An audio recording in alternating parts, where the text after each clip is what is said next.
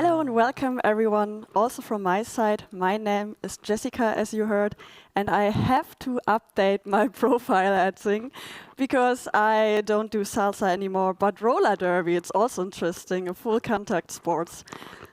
But well, as you heard, I'm a UX designer and I've been working for XING for almost 1.5 years right now. Before that, as you heard, I was working in the agency world, so you might already know me from SUNDAE or Interone. This was a pretty nice talk, Kira. Thank you very much for it. I will support your talk, I promise.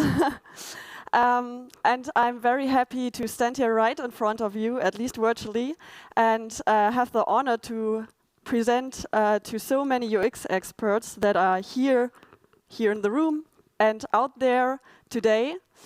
My talk has the title World-centricity. And with this, I would like to explain to you why it is important to not design for the user if you want to become really user-centric. This is why I replaced the word user and user-centricity with the word world. It's not that I don't care about the users. It's more that I believe that we need to focus on more than just the user. Because by world-centricity, I mean that we need to act ethically and sustainably to create a better or the best user experience. We as UX designers strive to solve user problems in order to help people. I mean, sure, the user is even part of our job title. But how do we really help people? It's by making the world a better place. A while ago, I was sitting on my balcony and I was thinking about topics that drive me personally. One aspect is mindfulness. I live with respect to the environment. And I try to pay attention to my consumption as good as I can. In terms of food, in terms of clothes, and in terms of travel. I reached here by bike, and it was hard to find that place, by the way. Yeah. And sometimes I think that I use technical devices way too often and far too long. Because we all know that they are not good for the environment, don't we? I mean, think of all the energy they need. And then I feel very guilty. Should I avoid using them? But well, in these times, that's rather unrealistic, right? I mean, in the long term, digitalization will continue to increase. Besides that, I do it professionally, and I love my job. I certainly don't want to give it up. So I ask myself the question whether I can combine the two aspects, sustainability on the one hand, and digital product development on the other hand. Thinking about work and driving innovations, famous words from Henry Ford came to my mind. If I have asked people what they wanted, they would have said faster horses. Instead, he, as a pioneer of the automotive industry, made the car available to the public. The quote is a well-known example of design thinking, and I think all of you at least heard that once. In design thinking, you have 3 components that Kira already showed today. One aspect is business viability.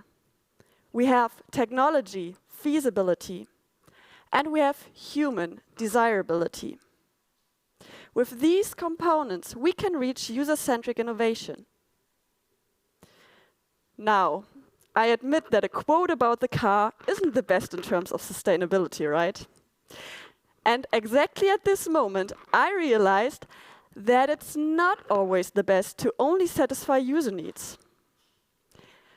So I came to the conclusion that we need to add a dimension to our user-centric thinking, namely ethics, environmentally friendly and socially responsible. With this component, we'll get world-centric innovation. So we need to stop focusing only on the user as such. We have to design for everyone and everything that is involved. We need to be aware of the whole environment, the entire ecosystem. I think many of us haven't realized it yet, but we, as UX designers, have an essential role in defining the future.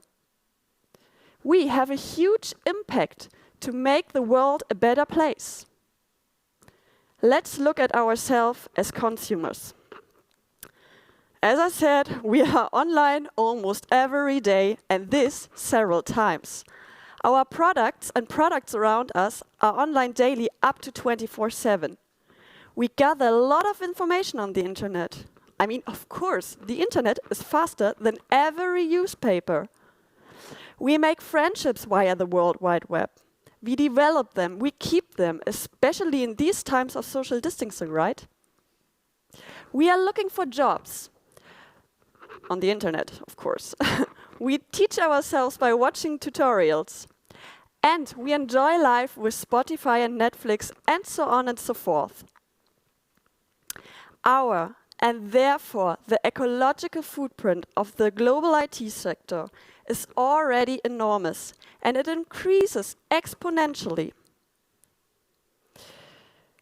With the progress of the technology and the global access to the internet.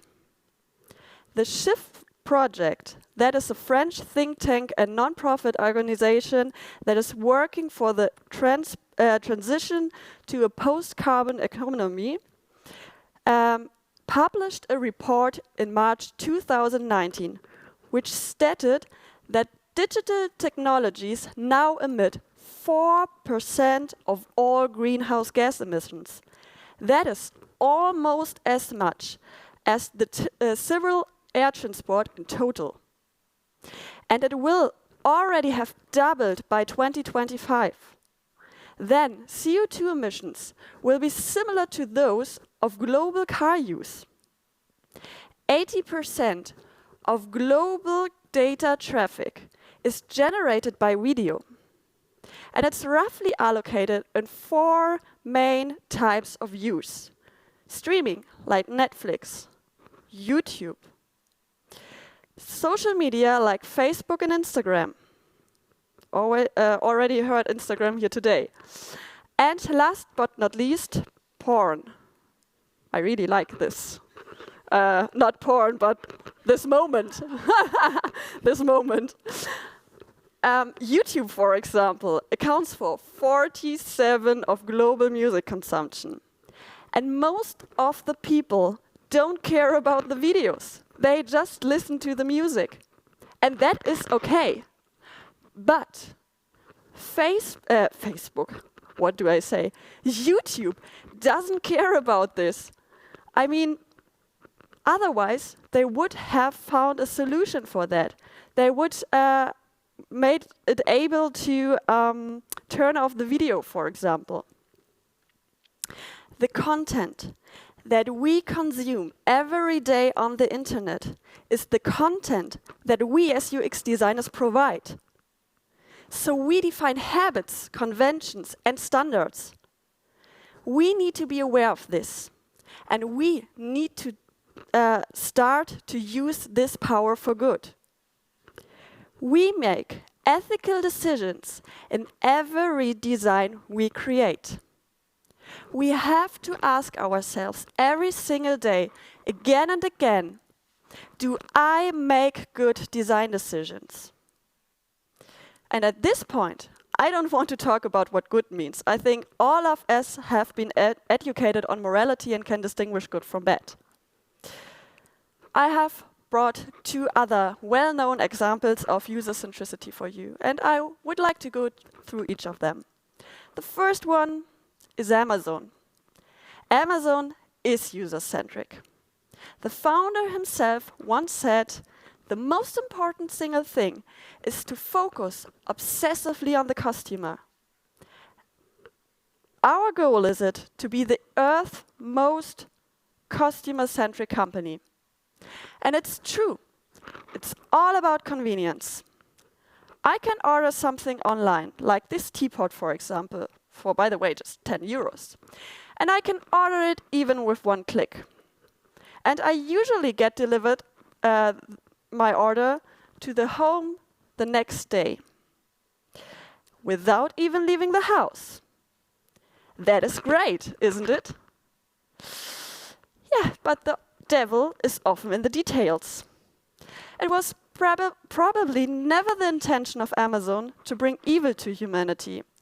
But, spoiler alert, it happened. I mean, is it really as comfortable as it seems? I have to be at home to accept the package, or at least to send it to a place where I need to pick it up.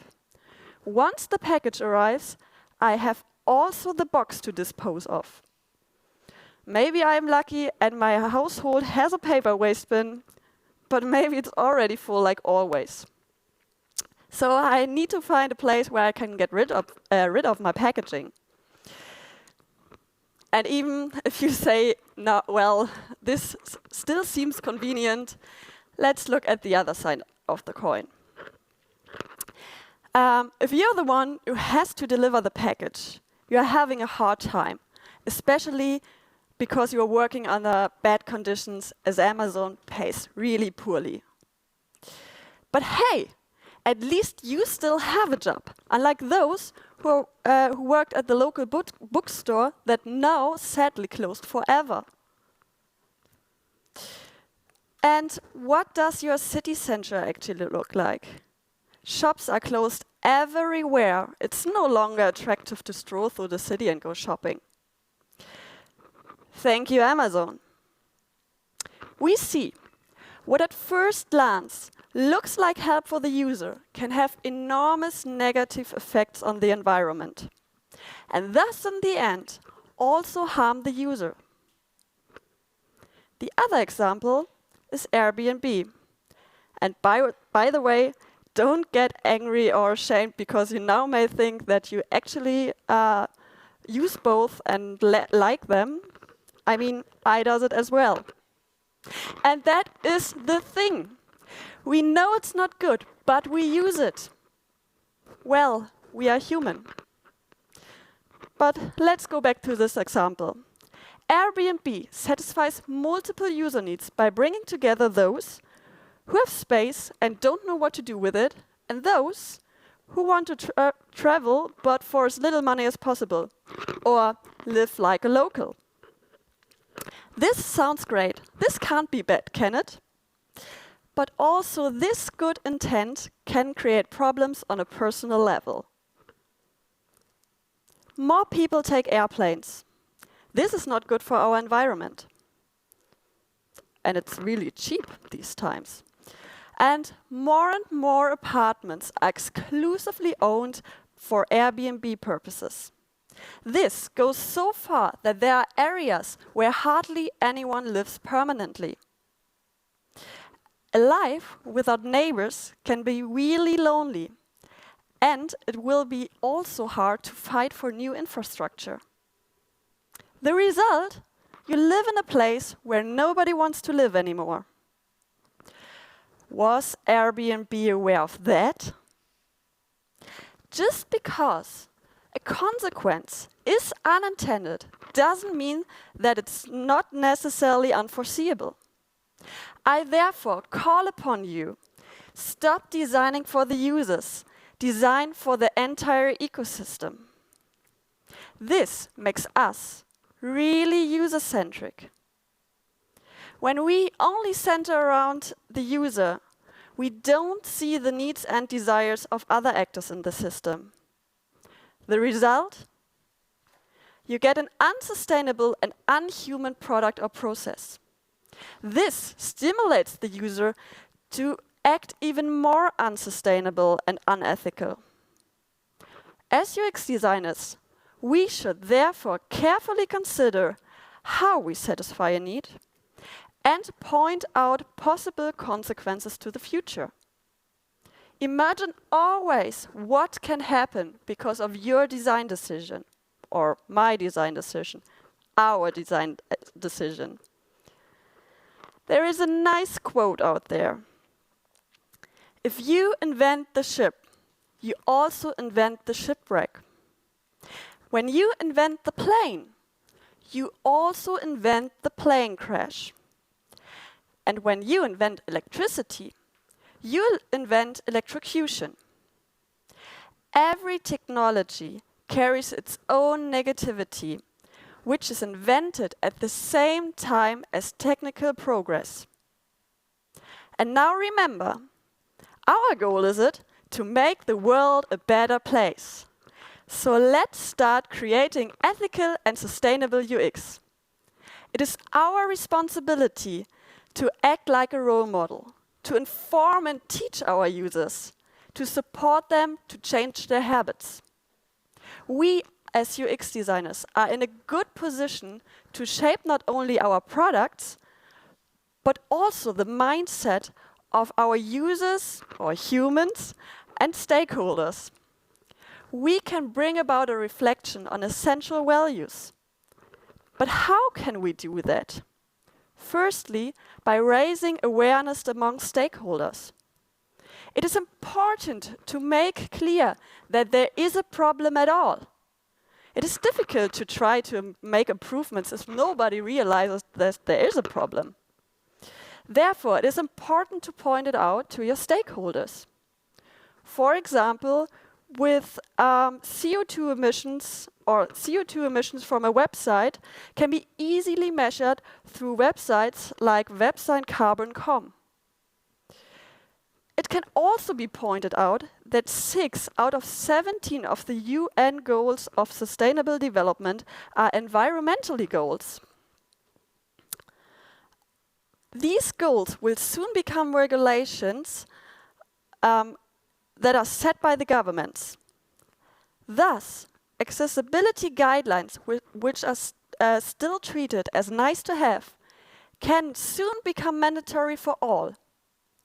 And if this is not yet convincing for your stakeholders, you can refer to the future generation of users, Generation Z. The Fridays for Future movement shows already that they are ready to stand up against companies and governments for sustainability and transparency. To show that we care for our users and treat them and the environment with respect and communicate that creates a brand that our users love. I'm talking about brand loyalty. And this brings also monetary effects with it. Just like website optimization for lower CO2 emission itself. It saves them money and even brings it. Faster websites make users more satisfied. We have lower customer service costs, our users convert better, and in the end, we get income. So, once the attention for the topic is there, we can use several tools for improvement. For example, if I have a blank new, it was too fast. If I have a blank new project and I wanted to show a blank slide, we can use canvases that include ethical and sustainable components like this one. This is just an example. And now I know there is for everything a new canvas. But trust me, these ones are common ones where are just some things added. So it's not so hard to use them. But if you don't have the luck that a new project is starting right now, you don't have to wait for it. You can start mindfulness design today. But be patient with it. We cannot do everything right overnight. It is a long process and we necessarily will make mistakes. So we know it already from product development, the iterative process, right? But it's important to take the first step. Only then others will follow, or can follow. We can start by applying design principles in our daily work, like the following. For example, on the ethical side, don't use dark patterns, even if they are good for your KPIs. And you may laugh now. I mean, this is obvious, right? But they are still out there. Another one is, think about accessibility. For example, provide solutions for people who cannot see. Language is also important. Make your content easy readable and easy understandable. Think about the gender topic. Are your users addressed properly? And what kind of testimonials do you use? Only old, Western-looking and male people? There are many other aspects you can keep an eye on. There are just a few examples here. Over this, we can do a lot for sustainability. For example, if you have the possibility to choose a server, use a green one. Design for fast performance. For example, with a mobile-first approach, we can design smaller pages. They reduce page loading time and force us to prioritize the most important information and actions. This saves the money, saves the user time and energy, and in the end money, because energy costs something. A website also performs better with optimized picture and video. Often uncompressed pictures and high-resolution videos are used. This is unnecessary waste of data, especially on smartphones. Images and videos are responsible for about 60% of CO2 footprint of a website. Also avoid heavy UI designs like carousels, autoplay videos or preview, sharing button, embedded maps, and ads. I know this is not always possible, but try to avoid them. In addition, white space also requires more energy. That's why it's better to use the dark mode. Again, there are many other aspects that you can pay attention to. These are just a few examples. The list is long. But now I want to come to an end.